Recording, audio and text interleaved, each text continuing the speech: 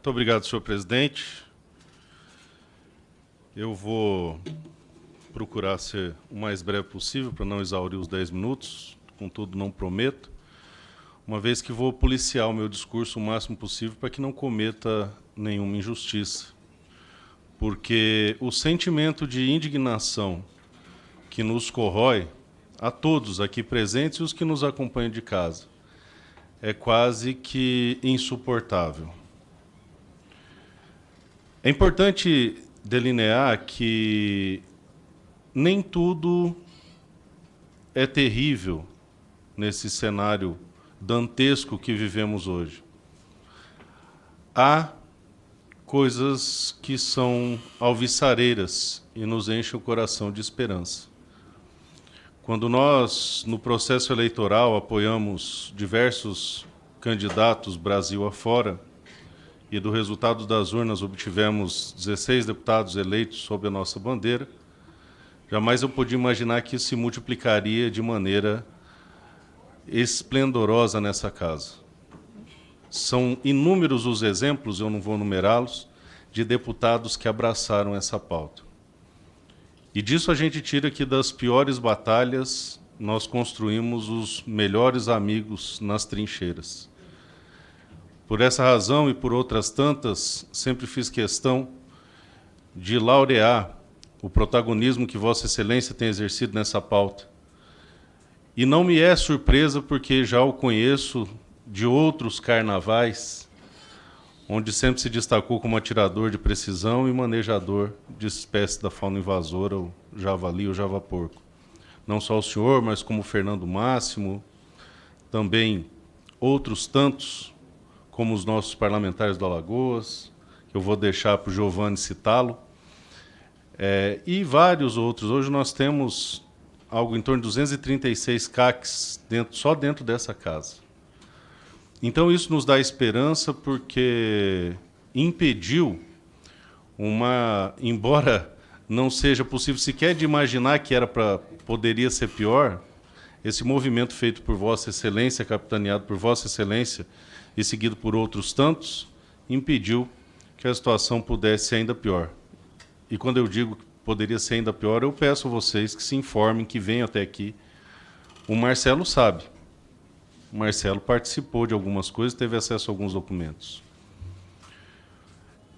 Eu quero, senhor Marcos Bocato, clamar ao senhor que pelo menos um ministério, eu como sou oposição, e esse governo ele tem uma paixão ideológica quase que invencível, e eu tenho apelado todas as reuniões para que a gente faça algo minimamente técnico, pedir ao senhor que, junto ao ministro Fufuca, que é alguém que eu conheço dessa casa, é alguém muito ponderado, olhe para um esporte que, desde 1º de janeiro, foi ferido de morte. Nós estamos sangrando. E muitos poderiam pensar que fora algum tipo de equívoco, uma vez que a legislação de controle de armas é deveras complexa. Não é algo simples de se conduzir. Nós presenciamos no governo anterior inúmeras inexatidões, imprecisões e controvérsias técnicas, muitas vezes, e falo isso sem maldade nem tom de crítica, por imperícia de algum membro de algum órgão público, seja por confundir alguns conceitos, porque antes de se fazer qualquer coisa, havia necessidade da aquiescência de todos os ministérios e instituições envolvidas, direto ou indiretamente, e aí nós observávamos pessoas ligadas a alguns setores que não tinham ligação direta com o segmento e traziam alguns elementos de difícil aplicação. E vocês acompanharam isso comigo. Em toda a sequência de vários decretos que foram publicados, vocês lembram da dificuldade que a gente teve de aplicar algumas coisas e outras tantas que surgiram sem que a gente soubesse o porquê. No entanto, neste momento, nós, infelizmente, temos pessoas extremamente capacitadas e ainda mais mal intencionadas. E digo isso reiterando. Peço vênia a Vossa Excelência, presidente, para que eu não cometa nenhuma injustiça, porque o que eu menos quero nesse momento é que aflore as questões ideológicas. E é esse apelo que eu tenho feito desde janeiro. Todos aqui me conhecem e sabem do meu posicionamento ideológico, isso aí faz parte da minha essência e compõe os elementos fundamentais da minha existência. Contudo, muito mais importante do que o meu sentir, oposição pessoal, é a existência de homens e mulheres de bem que atuam numa atividade esportiva lícita, nobre e honrosa. Não bastassem atividades comerciais no mesmo sentido.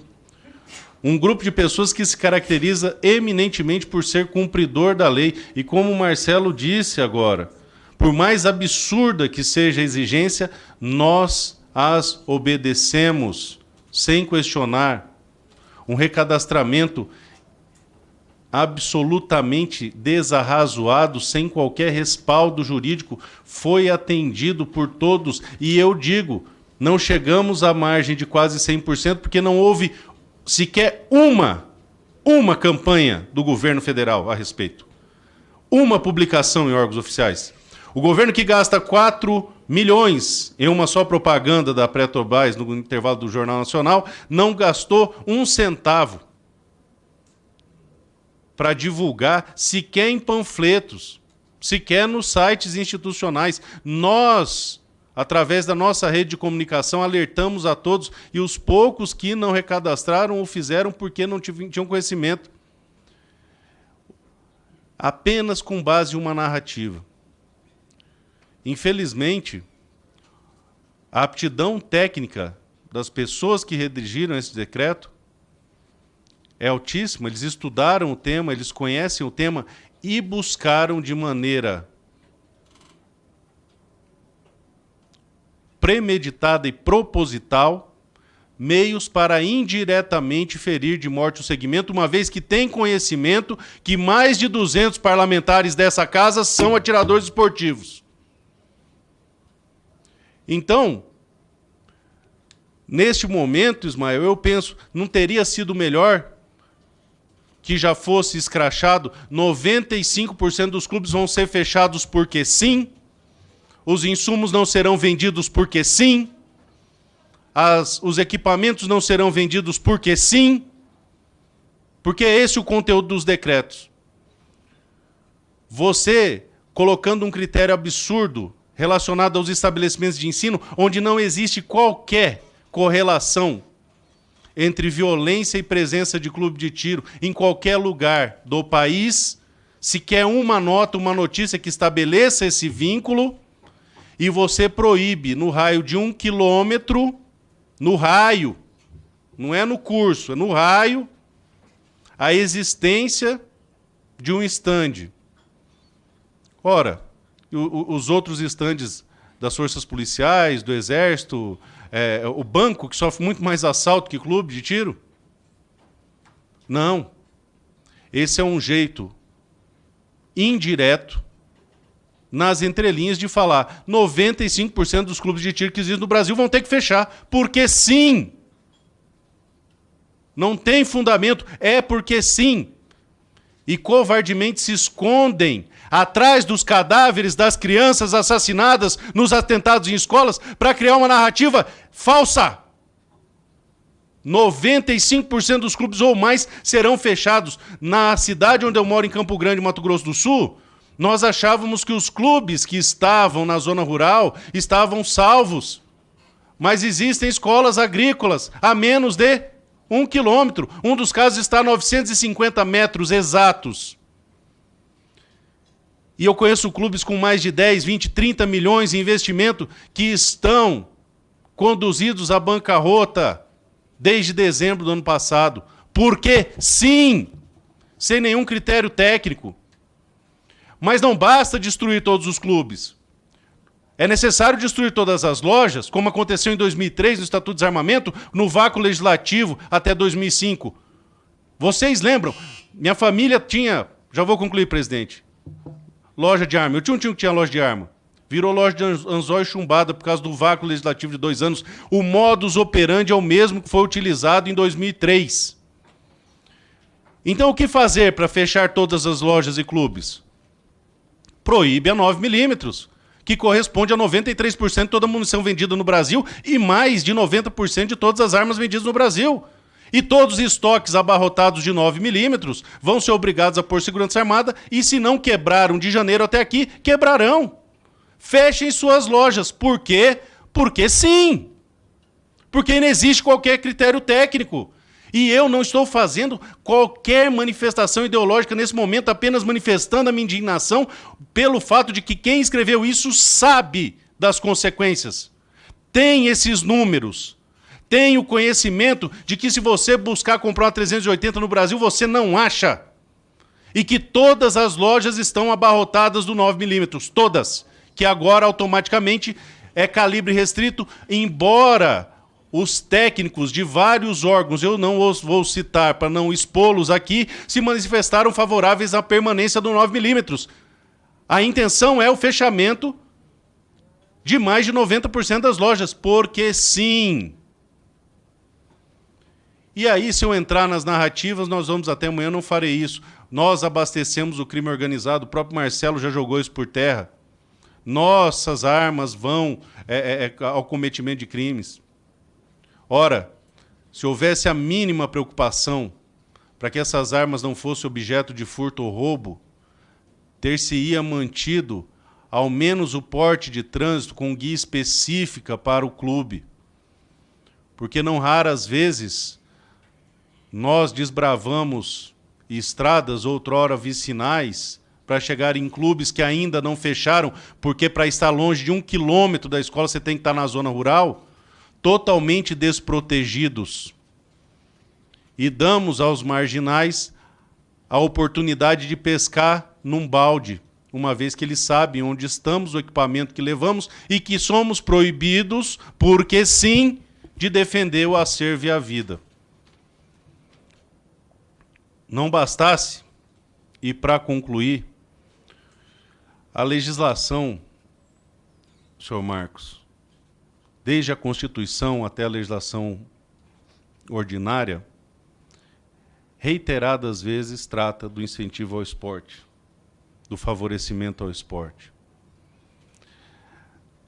As leis que regem a economia tratam da livre iniciativa desde a Constituição até os regulamentos. Nós estamos vendo uma destruição de todo um segmento que atinge a sociedade, seja no esporte, na economia, na geração de emprego e na segurança, porque quase todo clube de tiro é parceiro das forças de segurança, que não tem recursos muitas vezes para treinar, e muitos clubes fornecem treinamento, espaço e munição gratuitos. Tudo isso sendo destruído exclusivamente porque sim. Porque algumas pessoas que compõem o governo federal se recusam a descer do palanque e continuam com o mesmo discurso voltado para a sua bolha.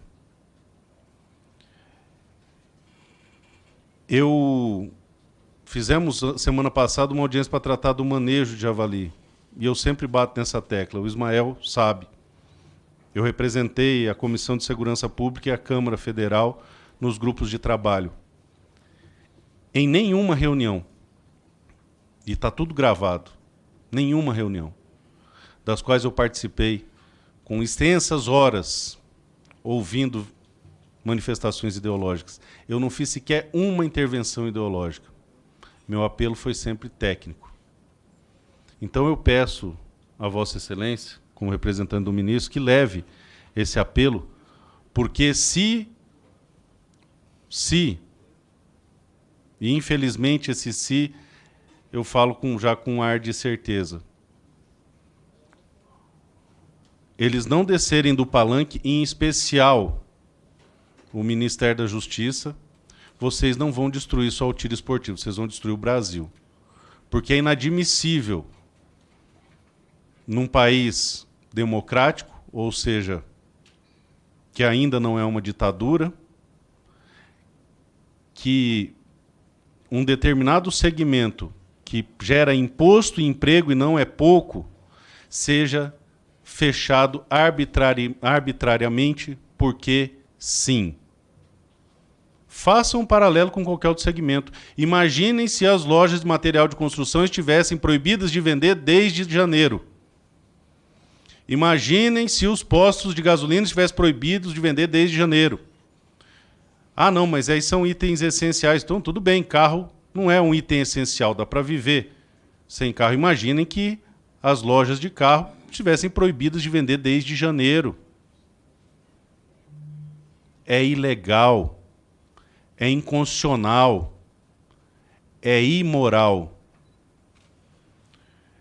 Eu termino minha manifestação, senhor presidente, pedindo sinceras escusas por ter sido em alguns momentos incisivo demais, mas sou eu que recebo todos os dias no meu gabinete representante de lojas de clubes, chorando igual criança, desesperados, porque não tem condição de pôr comida na mesa, porque tiraram seus filhos da escola, porque não tem condição de pagar plano de saúde.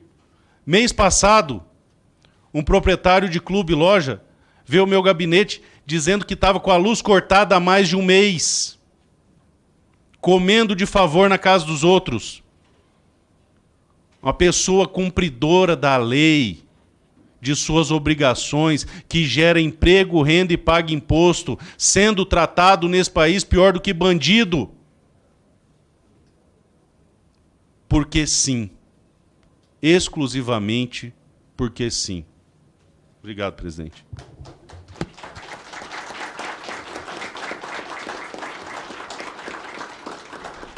Muito obrigado.